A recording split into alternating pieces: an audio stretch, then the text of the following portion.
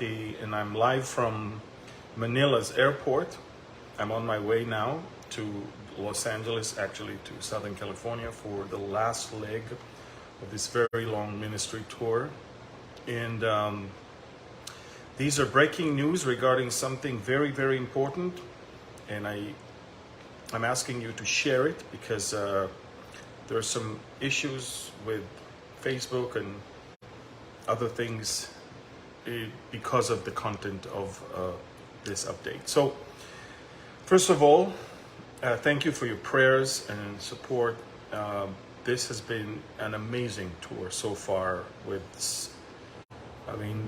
One day I'll be able to update you with more, but I want you to know that there are three things that I wanted to update you on the war in Ukraine. This is an update on the war in Ukraine.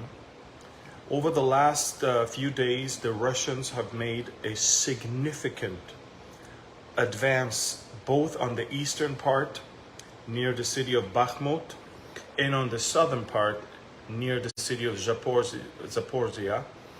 And basically, more and more villages are taken, key locations, key roads, and the West is extremely worried because of the Ukrainian losses are triple digit every day. We're talking about 100, 200, 300, sometimes 400 soldiers a day that they're losing in the war right now, both on the eastern front in the Donbass area and on the southern front down closer to Crimea. And these are major reasons for the Ukraine to worry. Over the last 24 hours, key people in the Ukrainian government and in the regional government, some governors of several key locations resigned. Something is going on. The Ukrainians understand that. Zelensky just forbid any private traveling of anyone from the government during this time. And again, one after the other, they're resigning right now. It looks very bad to the Ukrainians right now. And the West understands it. And this is why there is heavy pressure to supply the Ukrainians with tanks and armored vehicles and aircrafts. And right now, the pressure is mounting on the Germans to supply the Leopard 2, the advanced tank. The Germans have not decided yet, although the manufacturer of the tank said they're willing to already send over 100 tanks. The Germans want first to see America sending Abrams tank, and then they will do the same. They don't want to be the first ones. Estonia and Latvia are extremely afraid. Poland is extremely afraid because they can see the Russian advance. They can see that there is major weakness on the Ukrainian side that might lead in the next 2 weeks, 3 weeks, to the probably crucial battle that will maybe bring an end to this war, and it's not going to be to the liking of the Ukrainians, and it's definitely not going to be to the liking of any of NATO members. In the meantime, Sweden and Finland are unable to join NATO because Turkey is very angry now with Sweden. It is election year in Turkey, and Erdogan wants to be the defender of Islam.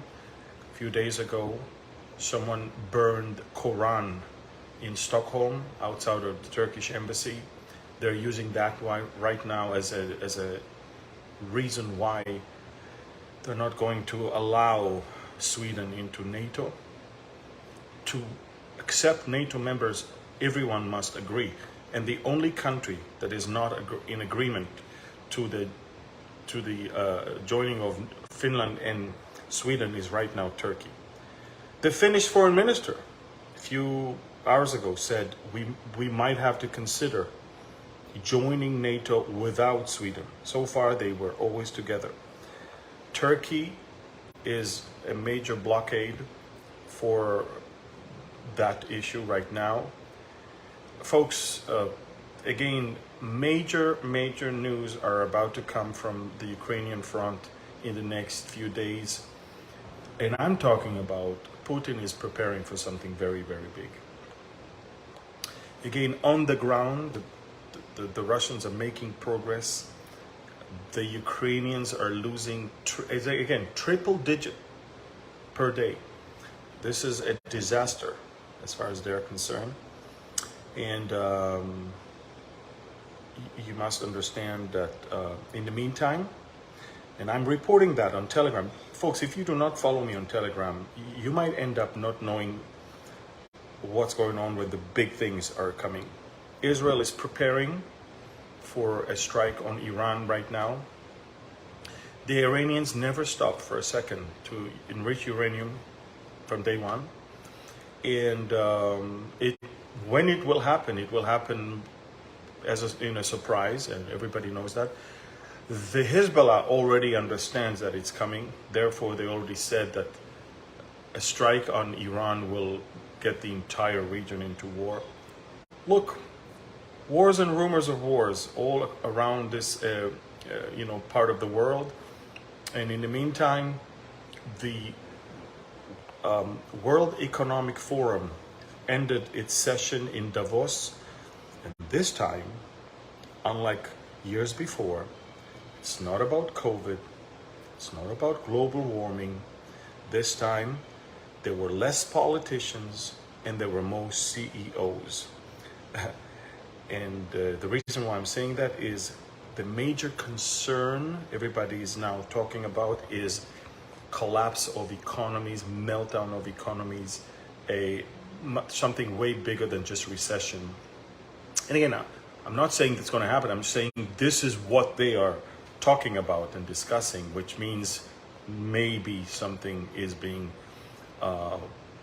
in the making when it comes to that, which will then allow them to push forward with global currency and other things to fight this. So, folks, even Soros did not hold his famous lunch in Davos this time.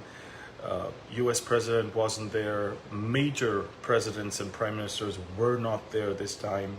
But again, record number of CEOs of companies, record number of private jets that are equal to, I think, 34,000 cars emission of CO2, of carbon dioxide. And again, they don't talk about climate change anymore, so who cares about fuel consumption of private jets.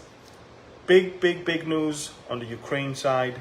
Share this, please, and I'll get back to you with more. Please follow me on Telegram. I don't know how long I'm going to be here on Facebook. Telegram is the main mean of communication. Follow my channel, 317,000 subscribers. Follow me there. This is where you can get news 24/7. Thank you. God bless you. And please share this one.